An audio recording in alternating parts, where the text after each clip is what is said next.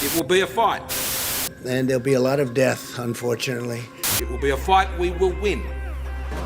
But a lot less death. But there will be death. People should be actually kept out of the country for at least 28 days. America is not prepared. G'day, ladies and gentlemen. Welcome to the Butterfield Effect. My name's Isaac Butterfield. It is fantastic to have you with us yet again. This week's show is very, very interesting. Talking to a young man called Danny Mullen, who is a massive YouTuber from America. He's absolutely killing it over there. His channel is growing by the day. Now, ladies and gentlemen, before I get stuck into that, there's a brand new merch drop in there's no fucking calendars around me, but in a couple of days, not too long, maybe 2 weeks or something, huge new merch drop, ladies and gentlemen, on my merch store. Last time it sold out in 24 hours. This time we're talking, I think there's 17 new items of merch. It's a massive, massive drop, and I hope that you are all absolutely as pumped as I am for September 1st. It's the biggest thing to happen in September for at least, well, since 2001. I'm such a piece of shit. Ladies and gentlemen, please make welcome to the show for the first time, the great Danny Mullen. Ladies and gentlemen, Danny Mullen. How you doing, big dog? Well, thank you for having me on. It is an honor, Isaac. It is an honor. I agree. Now, mate, we just started this. We've been talking for like 10 seconds and you said something very, very interesting. I thought, fuck that. Let's jump straight to the podcast. No fucking around. That's what that was. What did you just say to me? I said that I am a little stressed out because I'm planning a porn shoot tomorrow. And what do you mean by a porn shoot? You for people who don't know, Danny makes videos that I watch every single video you post because I'm a big fan. And I am always impressed with the shit that you get up to. It's something that terrifies me, some of the things you do. It's almost like, I mean, I wouldn't call your channel a prank channel. It's like if pranks grew up. I agree. I am 30 years old. I know you're a little younger than me, but still, once we get into our later 20s, you don't want to be running around there with an air horn on a golf course, recycling things that were done 20 years ago by Johnny Knoxville. So yeah, I try to, if we're going to go mess with people on the street, at least make sure there's some clever writing behind it, or to theme my videos based on a book or a movie I like, to make it more like a real life episode of The Simpsons versus Vitali ZTD, whatever the fuck, from 2014. I wouldn't call me a prank channel either. Well, you did. There was a whole video based on Fear and Loathing in Las Vegas. Now, that's a book that's on my shelf. I haven't gotten to it yet. But why did that inspire you to make a whole video about it? It was the book that made me want to be a writer. So I'm going to suggest, Isaac, you dust that thing off and you crack it open. Mate, I just finished 1984. I've had it for 2 years, and I've never been much of a reader, but now I just decided during the whole coronavirus that I'm going to start reading books. And for whatever reason, I hadn't done it to this point. But I got through a couple of books, including Jordan Peterson's book, including The War of Art, which I thought was an absolutely amazing book by Steven Pressfield. Yeah. A great read. One that I've actually just given to one of my mates who lives around the corner from me, who he writes little, parody headlines and articles and that type of thing about sport and about all that type of stuff. And he's growing. He's gone from, I think, 1,000 followers on Facebook. He's now hit 2,000. This is in like 3 weeks. So he's doing really well, and just as well as I do how hard it is to grow at certain points. But those type of books, I think, have really helped me with not only my writing, and I'm a comedian outside of YouTube, and writing is a massive thing for me, and having certain things come out of the ether, out of my brain, whatever you want to call it, that then come into jokes and then make their way to the finished product in a special or whatever it happens to be.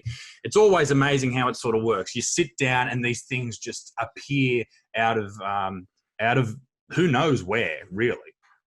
Yeah. I think that's why you and I both do it, right? Absolutely. It's not for taking selfies of people in the street or getting people to direct message you because they want to fuck or whatever. It's because we like the experience of sitting down at a computer, drinking some coffee, waiting for something to happen, losing focus, sticking through it, and then suddenly this big creative care package comes down from the heavens. Yeah. And it's a really creative joke. It's a direction for a video or a stand-up bit that you hadn't thought of before, that you don't think has been done by anybody else. And those moments are, I think, what made you and I want to become comedians and what keep us doing it after all the bullshit starts piling up. Because as you know, as well as I do, once you're a professional YouTuber or comedian, you learn it's a lot harder and less glamorous than you pictured it when you were looking up from the bottom. And it's crazy. I mean, you can genuinely create a enormous following, a career. You can hit these goals of yours, your passions, from a bedroom, from a living room, from whatever. And I know you do most of your stuff outside, but I do most of my stuff from a set that's in my house. And I've always done it that way. I went to go and, hire a facility where I can put different sets in. I thought, fuck it, I'll just get a house with extra rooms and just do it in there, because that way I can go straight from my office while it's fresh, go straight into the room, record it, edit it, and away it goes. But I mean, it is strange to see people come back and offer critique, or they have a go at you and attack you. And I know that don't get me wrong, we will get back to the porn conversation in a minute, because I want to get an answer out of that. I really want to know what the fuck's going on. But it's I don't know if you saw this, but I had a massive reaction to a joke I told in my I saw that. Yeah, that's I saw that, and that made me like you, that you got something taken away by a big mainstream corporation for an offensive joke you told. I like it. Man, it was full on, but it was worth it, because and I've discussed this through videos recently, but the cancel culture is strong. And it is becoming more powerful by the day. And it takes people who are taking risks to come out there, refuse to apologize, and keep doing what they're doing to at least somewhat hurt their process. And I mean, you make a lot of offensive videos, or you make jokes that could be considered offensive. And do you get much, hate or feedback that is negative towards those type of things? I get more of the hate and feedback of the variety you were hinting at just a little while ago, which is my own fans who just get spoiled and the next video that I put out isn't quite to their liking. I get more chewed apart from those people. And especially in our podcast. We have a podcast in addition to the main channel. And to me, podcast audiences just seem to be more toxic than main channel YouTube ones. Right. So most of it is just internal with people who are already in my tribe. But I realize that's part of doing this online, and it's just part of our job description. Keep pushing through. I occasionally get a feminist who found a video of me making a rape joke at UC Berkeley on Instagram. She gets upset and direct messages me or hops on Instagram. But dude, I'm not big enough. I didn't have a Netflix deal like you did. So there isn't really endgame for these pissed off feminists and these vegan bloggers to go for. They can't get me fired. They can't withdraw sponsorship support. I make my money off Patreon and merch. So what are you really going to do? Yeah. So I don't get it too much from them, from the PC crowd. And I hate them too. I'm not like saying they're good people. I'm with you. So with the whole Netflix thing, I talked about this when it happened. That there was never a deal. People came out and said that he had lost a lucrative deal, and the newspapers just started writing, "Oh, it was Netflix." No, it was for you, dude. It was never Netflix. It was a very small platform here in Australia, and I just said, "Yeah, they've pulled out," and people just assumed it was Netflix, so I ran with it. But well, fucking good for you, man. You should go to Amazon now and see if you can get that same deal going. Well, it's on both the specials are. Well, one's on my website that just got released, and the other one's on Amazon at the moment. But the recent one, Anti-Hero, that I just released, that was in front of Netflix. It was with their directors, their creative directors, and they said at this point in time it is too offensive and too divisive to put on our platform. So it got rejected for those reasons, and that's cool. I get it. But Anti-Hero is currently on Amazon? No, my first one, The Butterfield Effect, which is the name of this podcast as well, that is on Amazon. This one, Anti-Hero, that I just released, that's just on my website. at the moment. But if you're interested, I'll send you a link. I'm gonna pick it up. I'm gonna pick it up, dude. I'll send you a link, and I don't want to scrounge your cash. You're already doing me a favor by doing this podcast. So I'll send you a link. Oh, dude, I can tell this is gonna be a great podcast, man. I wish you would have done it earlier so we could have talked for longer. I got to wake up early for this porn shoot, but I'm having a good time, man. I'm down to come on whenever. Let's go. Let's porn shoot. What is? I don't want to ruin the video that's going to hopefully come from it, or if this is just a hobby of yours. No. It's not going to ruin anything. I'll spill all. Tell me how have you arranged this? What is the plan, and what are you aiming for here? There's a guy in our crew. He's been in our crew for about a year and a half. His name is Inland Iggy. Yep. He's 5'5", Isaac. I think you might know who he is. I do. 5'5", pure-blooded Native American, has a tremendous sized penis. It is big. He is short, AKA he's a porn caster's dream because he looks small and his penis looks giant. It's great. We've been talking about how are we going to get this guy in a porno? When are we going to send him up to the San Fernando Valley to be in a shoot? Well, now he's dating a girl who's a real freak. They have threesomes, and they finally decided to start a couples OnlyFans. Right. So in exchange for some promotion, I'm going to share their link in the video. They're going to fuck in a 1-star hotel room I found on Yelp. Cockroaches, vomit and jizz stains all over the comforter. It's going to be great, Isaac. They're going to fuck up there, and we're going to film it. I'm going to be smoking cigars right next to the bed, watching them bang. I can't wait. But the thing is, that's obviously not the sort of content that you can put on YouTube, at least not if you don't want to get a strike. So what I've had to figure out is how can we craft a thing around the actual XXX scene that is compelling enough to be on YouTube standing alone, and then get people interested enough to go to Pornhub and find the actual sex. So that's what I've been working really hard on, is actually planning the things around the fucking scene. So what are you going to do? Just have the camera off them and focused on something else, or something covering them? I think we're going to film it up close, well lit, penis and vagina, and we're just not going to show any of that on YouTube. I fucked a hooker for a YouTube video. I know. I saw that too. Just showed. Yeah. So it's going to be a similar thing, Isaac. We showed the drive out, all the interactions we had with the crazies in the little desert towns around the brothel. And then we did a tour of the whorehouse, interviewed the whore I fucked before and after, but we just didn't show any of the sex. That's how we're going to do it. That's how you get around YouTube. But you can make money on Pornhub too. People make money on Pornhub, surely. Yeah, I don't know how. I'm just doing it because it's funny. I just want a good piece of content. That's how I operate. I'm just always thinking about the next Thursday's video, just like you're always thinking about the next video, the next joke you're going to write. It never stops. There's no end. Dude. And you were talking about reading earlier. I've had to read a lot of mindset books this year in particular because I've had anxiety attacks, bad burnout.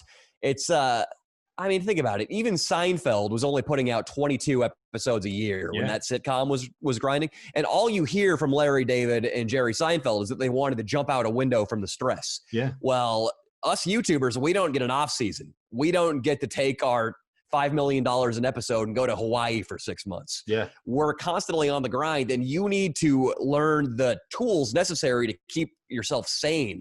And that's why I've been reading a lot recently, is to learn how to meditate, take mandatory time off. So I'm not always looking forward to my 2 weeks off a year, and I can just enjoy my Monday, Wednesday, Thursday, Fridays as if we don't have these big content creation burdens. Burnout is a thing that a lot of YouTubers face, and something that I've tried my best to avoid in the best way you possibly can. You know, doing things like meditation, I didn't find really worked for me. Now that doesn't mean that it doesn't work for everybody, and it probably means that I just need to practice it more and more and more. I did find that float tanks really helped me. I would do, and for those of you who don't know what float tanks are, you lay in, I think it's like 500 pounds of Epsom salts. You float. It's a sensory deprivation tank. You can't see anything. You can't hear anything. And you start to basically trip. And I would do it on a Monday. So I was doing 2-3 videos a week. I would then go on Thursday. I'd go and do a show Thursday night, Friday night, Saturday night, fly back Sunday, get home about 6 o'clock. And then Monday morning, I'd go and float.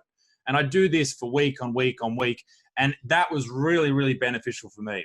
Training. Okay. I need to look into that, man. I honestly, it's amazing. I live in LA. I'm sure they have them around here. There's heaps. There's heaps in LA. That's like, I mean, Joe Rogan was talking about it. That's the first time I ever heard about it. And he's in LA. He's floating somewhere. So there's got to be.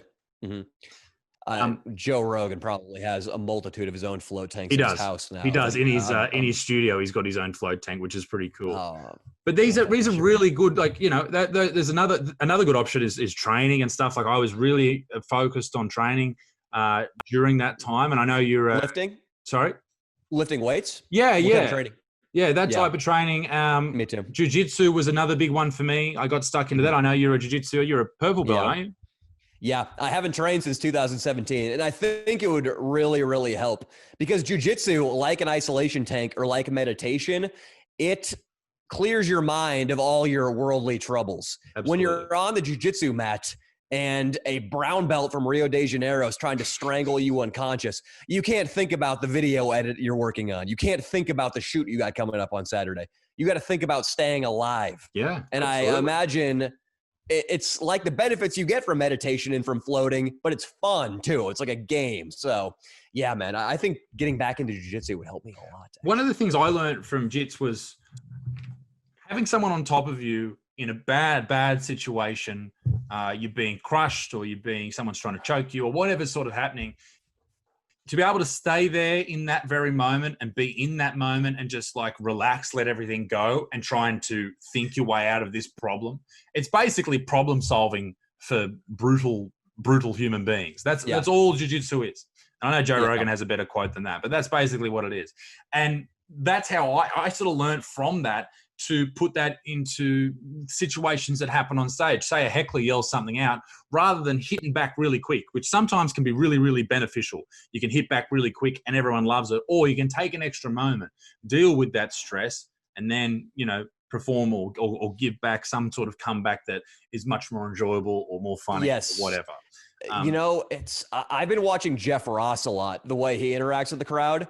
And I don't think Jeff Ross, I've been listening to his old records and I don't think they're that great, but I think as of the middle 2000s, he's really done some special stuff. That jail special he did, that's the great. Boston Police special, they're probably about as good as comedy can get. I've been watching him. So much about dealing with hecklers too is his composure and his posture. He's so relaxed.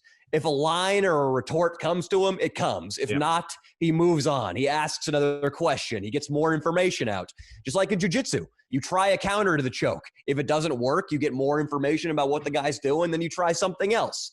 But that's interesting, Isaac, what you're saying about the speed retorts versus the well-thought-out nuclear bombs. Yeah, and both work.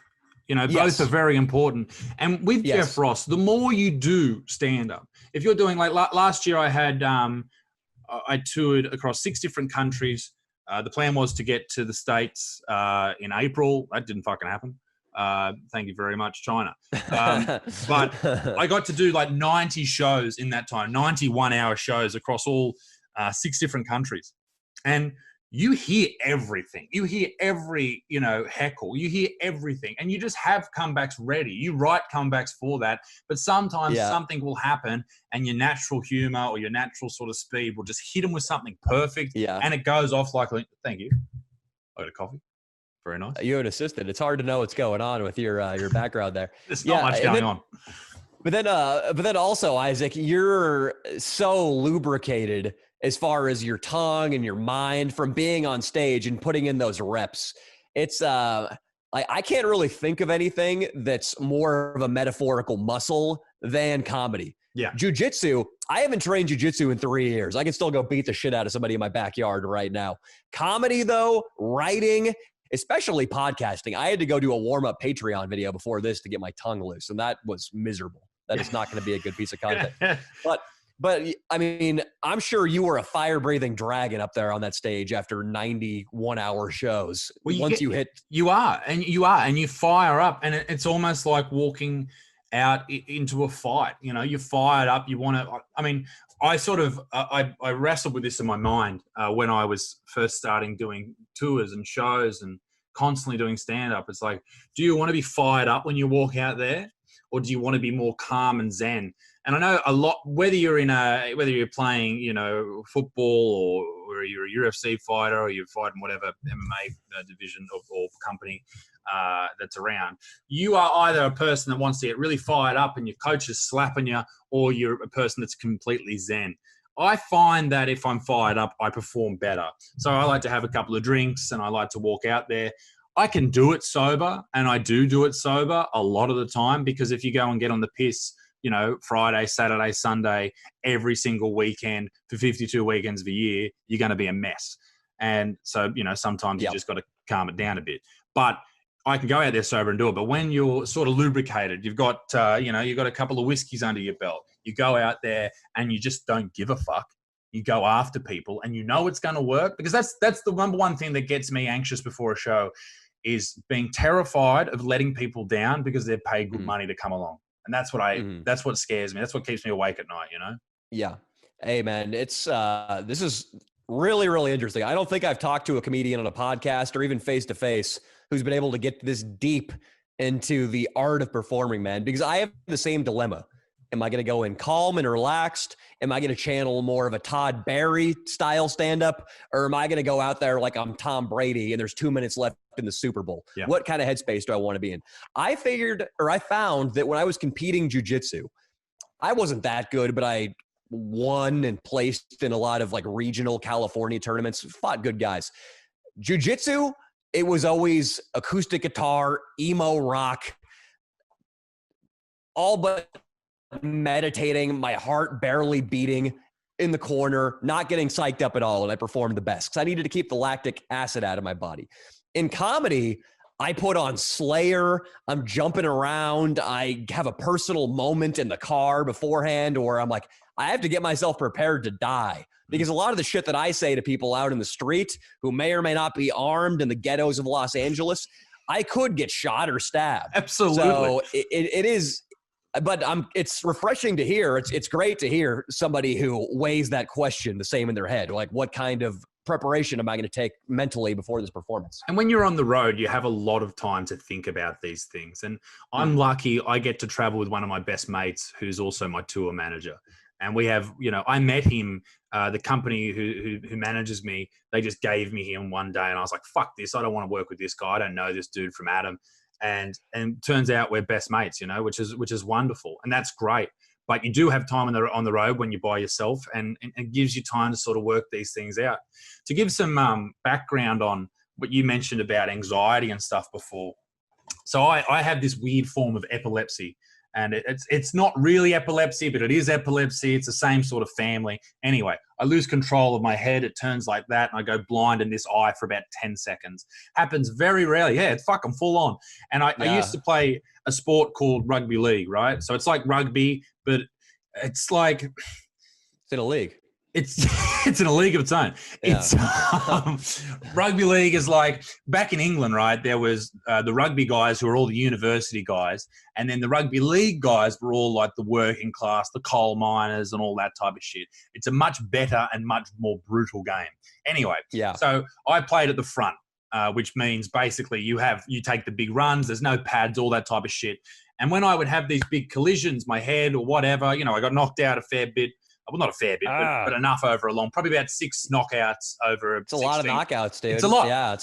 Yeah. Eventually, that's why I stopped, was because, I want a career where I speak for a living. And if I'm constantly having these concussive injuries, and the more you look into concussion and chronic traumatic encephalopathy, which is CTE, man, it's a fucking dangerous sport. And my old man played it professionally for like nearly 20 years. And, his big thing was...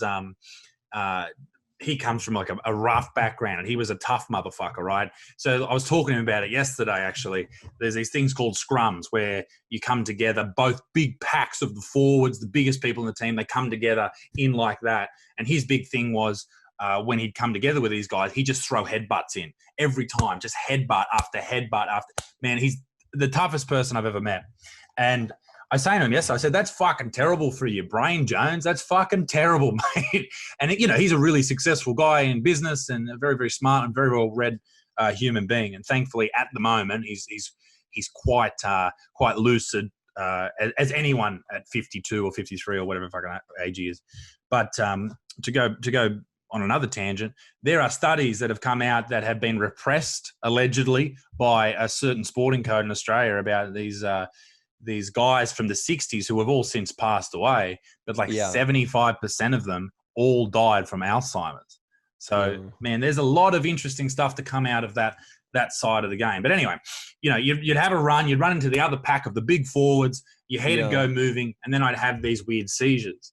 Now, I stopped playing, and then one just sort of happened randomly one day. I went on a ketogenic diet to stop them happening because I read that children with epilepsy, if they don't respond to medical treatment, this ketogenic diet can help. So I thought, fuck it, I'll give it a go. I lost like 32 kilos, which I'm pretty sure is like 70 pounds or something. And so I'm 6'8", and I was like 92 or 94 kilos, which is very light for that height. I looked like I had AIDS, and which is always lovely. And so I got off the diet, and one day I was just running water for the team after I finished playing, and I had one of these seizures. It was very embarrassing, and it was horrible. And I had my first panic attack from it, and that sort of dove or ingrained into my mind that I have to be fearful of this thing. Yada yada yada. Down the line, I started having these panic attacks regularly. And then when I sort of blew up on YouTube, I started making videos because it was taking my mind off everything that was happening. And that's why I made a lot of videos from the outset when I first started on YouTube. And I went on my first tour, and I had massive anxiety attacks and panic attacks whilst on stage. And that was full on, but I got through that. I did that, and it's a lot better now. But I learned from that if you can control yourself under the most horrific of circumstances, then you can do stand-up anywhere in the world, in front of any crowd, and you'll be fine. And that's been the most beneficial lesson that I've ever learned from stand-up, is dealing with the worst, with all the voices in your back of your mind, but being able to still perform, still give everyone their money's worth, and most importantly, still make people laugh. It's one of those things where it's a life lesson. It's something you can't really learn about until it's something you deal with. I unfortunately have only had 2 disastrous stand-up shows, so I can't talk from the stand-up point of view, but it is interesting from reading enough stuff, David Goggins, Jocko Willink, those type of guys. And that's why now I have it scheduled in to read for an hour every morning when I wake up, because when you have guys like that talking to you from the page and you realize that they spent 6 days crawling around the sand in 20-degree water in the middle of the night, you think, oh, okay, so I edited for 9 hours today, and I have to get up at 6 a.m. to shoot tomorrow. It sucks, but I can tough it out, change my mental attitude about this, and go get it done. Yeah. And it sounds like David Goggins has this phrase about the cookie jar, your mental cookie jar, where you think back to things that you did in the past that were really difficult and use that as fuel to get you over whatever hump you have to get over today. And it sounds like your cookie jar were those early panic attacks you were having on stage. And now you're basically fearless up there. And it's also good to have some level of anxiety, but this was obviously way too much. But, some level of anxiety getting on stage or making people laugh I think it's important. It means you still care. If you go up there and just fucking throw it out, if you're doing the same set for X amount of years. Like I went up and did an open mic night recently because I haven't been on stage in 8 months. Everything's been fucking closed here forever. Yeah. And I was nervous, obviously. And I think the thing I was nervous about was, okay, this guy's a professional comic and he's doing an open mic night. Like, okay, he has to be completely funny, but I was trialing a new 20 minutes and 10 minutes of it was shit. And I threw it out. And the other 10 minutes was great. And that'll be in the next special I do in 2 years or whenever it comes out, it's taking those risks. And it's the same with everything in life, whether it's doing a video, whether it's doing a fucking porn shoot, take a risk, get out there and get it done. And with the motivation from people like David Goggins or Jocko Willink, you need to have that motivation constantly given to you. If you are of the mindset which most people are, where either they struggle to find it themselves, and I'm sort of one of these people where you constantly need to be reminded that, okay, let's do it, let's get after this, whatever. There's very few people who are like Jocko Willink or David Goggins who have that power within their own mind, or they have the ability to reach down and find something incredible and then bring it out. Like, there's not many people like that. But for them to get out there and give people the ability to read that information is so beneficial. And particularly in your country, I mean, it may be the same here, but where you get around to these university campuses, man, there's some fucking weak people, like just weak individuals who at any other time period in the world, they would not last. Yep. Yeah. And I don't even think so much that I think people in America nowadays are weak regardless of their politics, because I think what you're referring to is you're scrolling down your Instagram feed, somebody makes a black joke, and a feminist on the Stanford campus has a psychological breakdown and has to go like buy a fucking psychological comfort animal or something. Just the people I see day to day, the amount of time they spend on their phones, on Instagram, smoking weed, lying around their couch, not doing anything. And I think this is important for anybody to hear who's trying to make something out of their own life. If they have that drive, and there's somebody like you, Isaac, who you work really hard on being able to motivate yourself and staying busy. If you're one of those people listening, you're going to be fine. Because I'll tell you what, both of my roommates went to college and make $70,000 a year, and they spend 60% of their day on the couch with a backwoods blunt in their right hand, a Coors Light in their left, and then their phone on their thigh, watching television. Yeah. That's what I think is what's real. And I mean, it's great for me because there's less competition, and it's great for you because there are less people out there writing great jokes trying to be comedians. But I don't think people work that hard these days. No. And the thing is, things like TikTok and shit, like that gives people the ability to sort of gather an audience.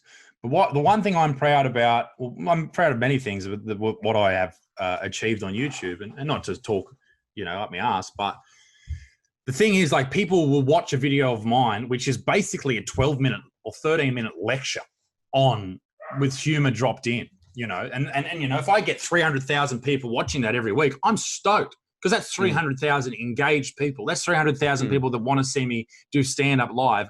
And that's where I draw my income from. You have a very similar thing. You make videos that go for 30 minutes and you have a large audience that flocks to that. And I mean, whether or not they stay there for the whole thing, it's the same with my videos. Some people drop out, whatever. They are not there. My videos. They watch the whole thing. Yeah. No. But I watch the. Sure, some.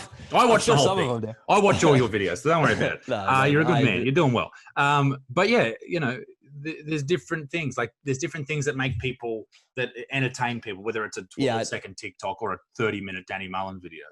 Yeah, I don't understand. There are so many people in LA who their whole thing is, let's take the easiest route to fame, whether that's going to auditions and trying to get a producer on a television show to give you the green light, or whether that's dancing like a shithead on Hollywood Boulevard for a TikTok video. LA is also overrun with those people. It's overrun with people who are smoking and drinking all day and not doing anything. And then absolutely, too, the people who want the shortcut to fame. Yeah.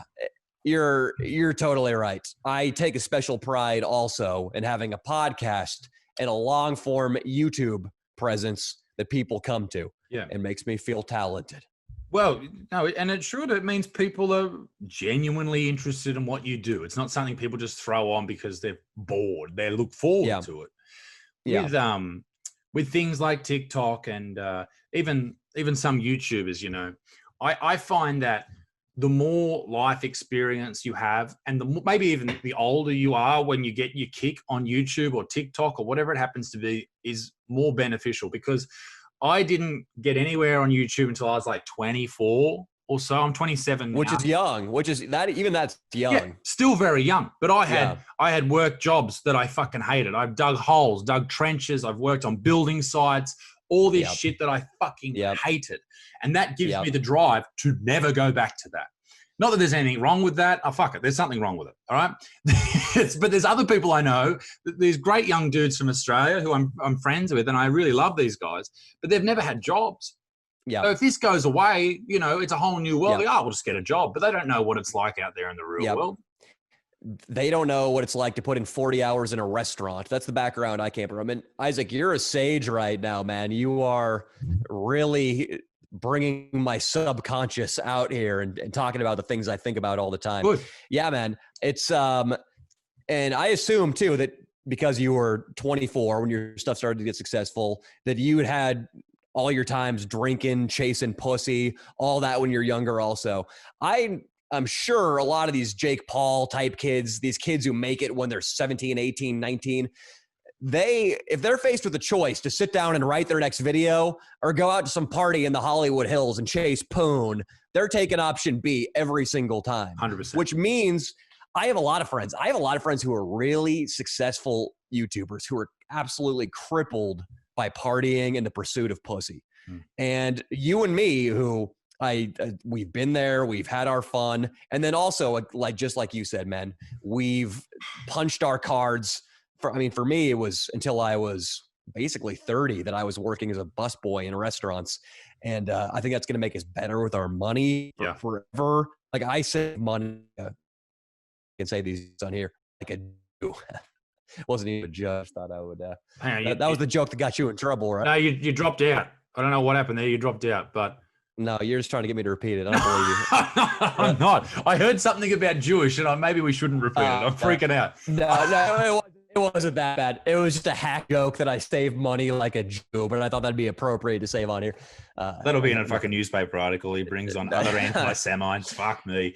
But yeah, I have one of my best buddies is Jewish, and I very much admire his upbringing. They teach great financial responsibilities in those households. When I made that joke, I'd never met a Jewish person. I'm from Newcastle in Australia. There might be a couple of Jewish people here, but I've never met one. That's when people were saying to me, "Oh, you're an anti-Semite." I was like, I don't know any of the cunts. Why would I be anti-someone? Well, they're pretty normal people, Isaac. A guy, one of my best buddies is Jewish. Him and I have double penetrated 2 girls. So he's certainly not a prude. And he's in one of my videos, an Edward 40 Hands video. He pisses into a 40 on a very public street in Las Vegas, and then I drink it. So don't judge a Jew by its cover always. Some of them are quite the character. Yeah. Oh, fuck yeah. Jews, hey? Yeah. Yeah, it's the ability to have that work, that have something behind you. You know, as you said, I had all my partying. I went out and got blind and all that type of stuff and carried on. And now I love this idiom, blind piss for alcohol. It's sweet. I'm not used to it, but I like it. Right. Oh, right. So yeah, if you get on the piss, you're drinking. If you get blind or paro, you're really drunk. Paro. So paralytic drunk, you're paro. But you can't say paro. You have to say paro. Paro. Paro. Paro. Paro. Fucking paro, mate. You know, I did all that. And you get to a point where, okay, I'm trying to buy a house, not Gucci shoes. Yep. And that's the difference. I'm trying to put $1 million in the S&P 500 so I can live off the interest, not go buy $1 million house. Yeah, absolutely. Yeah. And that's the smart move. Yeah. But there's people killing, like I know you hang out with, or I've seen you in a couple of the Nelk videos. Like those dudes are smart as fuck. I was just over at their house, Isaac. They have, because I go over there maybe once every 6 months, and every time they went from living in the guest house of the FaZe Clan house. So they were just living rent free. Then they got a $23,000 a month mansion, but it was just them in there. I come back this last time. They have a personal chef. They have a bunch of smoking hot chicks as their assistants. They have photographers, graphic design, merch people, a team of like 40 people. And they're all wearing gold Rolexes and they're private jetting out to Las Vegas. So yeah, crushing it.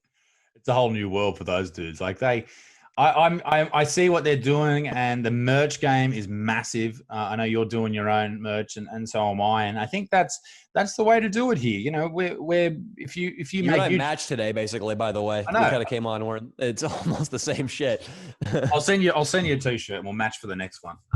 Hey, I'm excited to watch your special, man. That sounds great. Yeah, I'll make sure I send it to you because I will. I'm proud of that shit. But you know what? I watched it and I helped edit it. With producer Connor, and then I watched that so many times, I fucking hate it now. Yeah. I don't think it's good at all. I hate every video by the time it's time to click upload. Yeah. It's just, Yeah. what do you go through when you're about to upload a video? Do you freak out if you get lower views than normal? Do you care? What is that process for you? You know, I've tried, Isaac, to not look at the video views for like 48 hours afterwards, because I found that if you start checking views, you're just going to get addicted to that.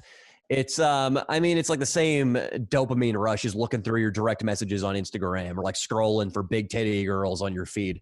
So I just try to stay away from it so I can be productive. But yeah, I mean, it definitely sucks. There have been videos that I've posted that have, I mean, my rhythm of videos was like 150,000 views, 140,000 views, 139,000 views, 30,000 views. Yeah. And obviously, I mean, that's rare. And if you put out consistent quality stuff, it generally won't happen. But yeah, man, it's, that's always going to be a thing about being a YouTube comedian or a content creator, is that we get such immediate feedback in the form of comments, in the form of a thumbs up, thumb downs bar, in the form of the views, in the form of our 1 through 10 ranking that's for the creators only. You can see where your last video ranked out of your last 10. So you just have to realize, I guess, it's part of the job, and that anybody who's doing anything successful in life has to deal with their own metaphor, thumbs up, thumbs down. If you're the CEO if you're a quarterback of the New England Patriots, it's going to be, in their case, journalists talking shit about you in the press, and a coach who's threatening to bench you, and an up-and-coming prospect who's trying to take your spot on the roster. Everybody deals with their fucking bullshit, dude, and you just got to do the best you can. Yeah. Reading Robbins' Finance right now, and he says the rich is to give as much value as you possibly can, and just think of money as value. If you, Isaac, hit the stage and you give a unique take and your punchlines are sharp and your presence is great and you're a guy people can latch onto, you're giving tremendous value to the market. You're going to be fine. If I keep working hard and not drinking my ass off and not chasing pussy and keep putting out good YouTube videos, the money in the market is going to be there for me as long as we just keep giving value. Yeah. And that's to anybody who's listening who is in business and has similar anxiety to what we're talking about. Definitely. And you're right. I've never thought about it like that. When you are an athlete or something and people are writing shit about you in the newspaper, it is the same thing. And I mean, I've been guilty of refreshing views and making sure, okay, it's usually at this point, it's at this many views. Oh, fuck, it's often. And sometimes it's not even a bad video. It just doesn't click with people. It just doesn't have the same ring to it that this last one did. I've made videos. I thought this is going to be a banger, and it sucks. I made this one video that I thought was going to go massive, and it was like the worst viewed of the last 24 months. Like I was like, the fuck, but it's the same as you said, the same as any job. You have your ups and your downs, but I think there is the difference with it between other jobs is there's always that fear in the back of your mind that this is going to be the last one. Okay, is the career over now? Do I need to start looking for another job? Like, damn, man. Yeah, you're speaking such truth, Isaac. I mean, I just put out a really great video based on the Beatles today, and already the little voice in the back of the head, like, oh, you're never going to be able to match that level of content again.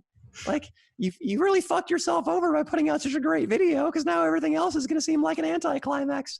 I can relate. But it's a good benchmark too, though. If you think that's a really good video, and I watched it and I thoroughly enjoyed it, you go out and you try, and you don't have to emulate it, but put that effort in. You start making a little bit more money, then you put an editor on, or you put someone who's, as the Nelk boys do. They grow, and the content gets better and better and better.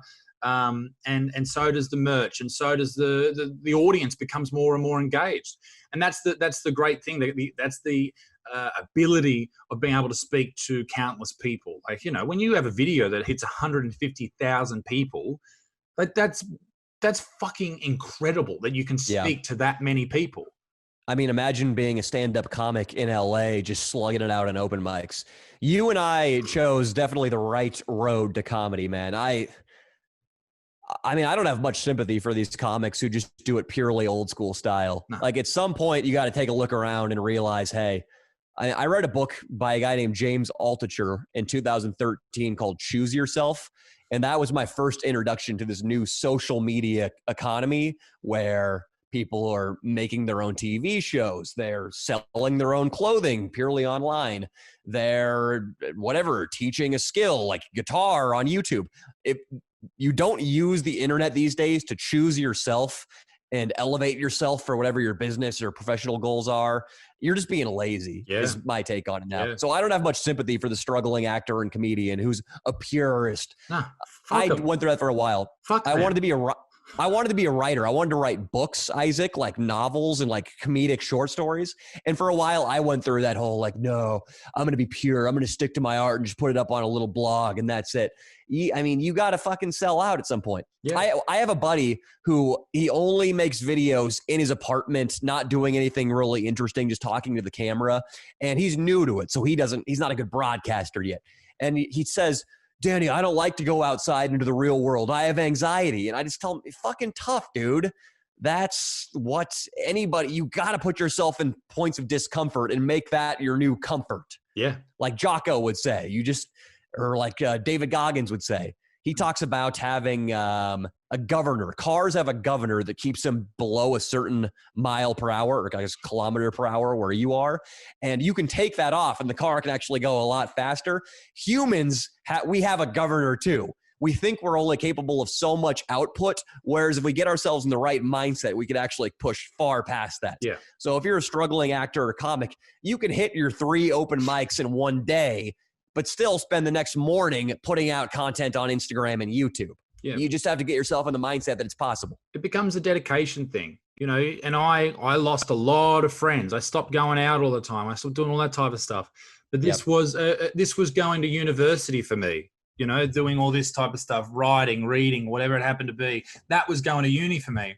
And I think it's just so helpful for people to hear things from people like yourself who have done it, who are doing it, that it is possible to do it. Man, there is a huge portion of the comedians, open mic comedians, or even just established comics in Australia who look down upon people who put content out on the internet. And it is absolutely retarded. Like, you are giving up on the best way to reach people, the best way to, grow your own audience. In Australia, if you want to be a successful comedian, you have to be picked up by 1 or 2 agencies and then they put you on the telly and that's it. Otherwise you're fucked. Otherwise, when I started stand-up, I'm a straight white dude. Man, there's too many of me. They don't want to pick up me. They don't want to pick up offensive material. I can't be on the TV before 8:30 at night. So what do you do? Are you gonna beat out the black lesbian transgendered who started comedy 6 months ago? Like, I mean, they're gonna climb 100%. The ladder way faster than you in terms of Netflix, and that's just nothing against them. And if you want to go the traditional route and stand up, if you're a talented straight white guy, I think you can still make it. But the problem is, what if somebody at Netflix is like, oh, he's too old, or, oh, he made this joke that was problematic 5 years ago about Mexican people. Nah, he's not for us. And if you put out content online on multiple platforms, you're all but eradicating the possibility that's going to happen. Absolutely. Grow your own audience, cement your own brand, if you will. And it's basically giving you a future, or giving you somewhere to put all your efforts into. And don't you feel, I don't know about you, Isaac, but I feel now that I've made it happen for myself, I've made a business out of my comedy online, that I could go succeed in any field. Like, even if I got completely deplatformed, kicked off YouTube, kicked off Instagram, my podcasts got pulled off Spotify, I still feel like I could go work at a construction company down the street, and using my skills, I could be in a managerial role making 6 figures within like 3 years. Yeah. Because we've already climbed the mountain once, and it feels good to take control of your life. So it's like you said, it's a university in a way. It's a life university when you're making something of yourself online. Well, something that's crossed my mind recently is perhaps not doing it in the next couple of years, but maybe 10 years down the track, maybe going and doing a degree, not necessarily to follow it as a job, or maybe I will, but going and doing some more learning, because I'm an older person now, older than when I was 18, and you're supposed to choose your major and what you're going to get a degree in, which I think is highly ridiculous. You get old. Yeah. It is like 18-year-olds don't know shit. Man. 27-year-olds don't know shit. Yeah. I don't know shit either. And, maybe that's something I'll do in the future. But I think that now that I've learned this lesson myself and learned how to do something and gone out there and faced adversity, but come out on the other side, I agree with you. I feel like I am built now to take on anything that comes my way. And I think, Danny, I think that's a perfect way to end the podcast, my friend. I know you got to get some sleep because you got a big shoot tomorrow. Showing some dudes rooting. Well, not dudes rooting, one dude rooting. If I have enough to drink, I might hop in there too. In this 1-star motel room. That's another thing is I'm not sure if it's legal what we're doing strictly. So hang on, have you got a blue light? Like I don't know what that is. So probably not. You know the one that sees all the sperms and the blood and that's a good idea. We should get our hands in one of those. Get yourself a blue light. I think it'd add some fantastic because I reckon there'd be shit all over that hotel room. Well, I hope there is anyway. Yeah, I hope there is too. That'll add a big laugh. Absolutely, Isaac. But hey, man, I thoroughly enjoyed this podcast, dude, and I feel way better after having talked to you for an hour, man. Excellent, that was great. Hey, well, it's been an honor to have you on, and I hope you come back later on in the year. And if anyone wants to see Danny Mullen, well, I'm sure you do. Check him out on YouTube. What's your Instagram? Just at Danny Mullen. At Danny Mullen. There you go. Anything else you'd like to put out there into the ether before we finish up? I was gonna make an anti-Semitic joke, but nothing really called to me. All right, but I've been cancelled already once this year.